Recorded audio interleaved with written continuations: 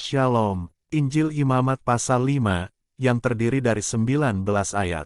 Ayat 1-13 sebagai lanjutan cerita dari pasal 4 yang berjudul Korban Penghapus Dosa. Beginilah firman Tuhan, apabila seseorang berbuat dosa, yakni jika ia mendengar seorang mengutuki, dan ia dapat naik saksi karena ia melihat atau mengetahuinya, tetapi ia tidak mau memberi keterangan, maka ia harus menanggung kesalahannya sendiri.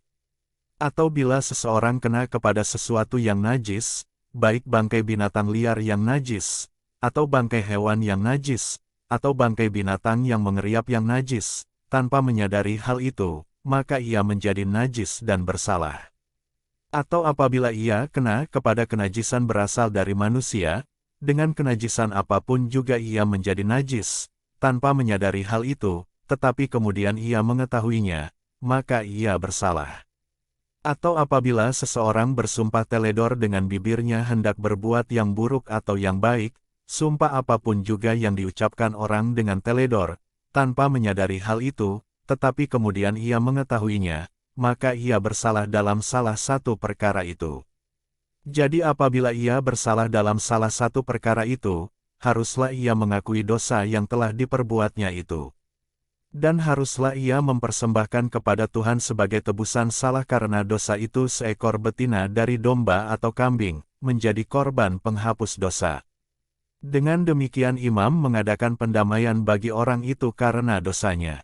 Tetapi jikalau ia tidak mampu untuk menyediakan kambing atau domba, maka sebagai tebusan salah karena dosa yang telah diperbuatnya itu, haruslah ia mempersembahkan kepada Tuhan 2 ekor burung tekukur atau 2 ekor anak burung merpati, yang seekor menjadi korban penghapus dosa dan yang seekor lagi menjadi korban bakaran.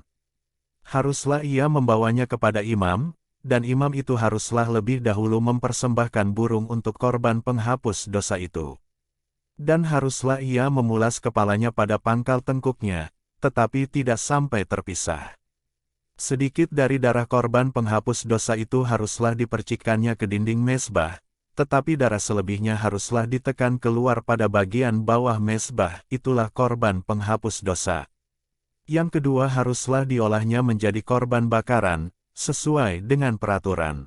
Dengan demikian imam mengadakan pendamaian bagi orang itu karena dosa yang telah diperbuatnya, sehingga ia menerima pengampunan. Tetapi jikalau ia tidak mampu menyediakan 2 ekor burung tekukur atau 2 ekor anak burung merpati, maka haruslah ia membawa sebagai persembahannya karena dosanya itu 1/10 eva tepung yang terbaik menjadi korban penghapus dosa. Tidak boleh ditaruhnya minyak dan dibubuhnya kemenyan di atasnya, karena itulah korban penghapus dosa. Lalu haruslah itu dibawanya kepada imam dan imam itu haruslah mengambil daripadanya segenggam sebagai bagian ingat-ingatannya, lalu membakarnya di atas mezbah di atas segala korban api-apian Tuhan, itulah korban penghapus dosa.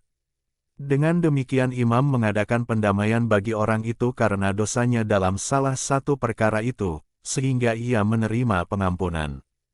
Selebihnya adalah bagian imam, sama seperti korban sajian. Lanjut pada ayat ke-14 sampai ayat ke-19, dengan judul, Korban Penebus Salah. Beginilah firman Tuhan. Tuhan berfirman kepada Musa, apabila seseorang berubah setia dan tidak sengaja berbuat dosa dalam sesuatu hal kudus yang dipersembahkan kepada Tuhan, maka haruslah ia mempersembahkan kepada Tuhan sebagai tebusan salahnya seekor domba jantan yang tidak bercela dari kambing domba, dinilai menurut shikal perak, yakni menurut shikal kudus, menjadi korban penebus salah. Hal kudus yang menyebabkan orang itu berdosa, haruslah dibayar gantinya dengan menambah 1/5, lalu menyerahkannya kepada imam. Imam harus mengadakan pendamaian bagi orang itu dengan domba jantan korban penebus salah itu, sehingga ia menerima pengampunan. Jikalau seseorang berbuat dosa dengan melakukan salah satu hal yang dilarang Tuhan tanpa mengetahuinya, maka ia bersalah dan harus menanggung kesalahannya sendiri.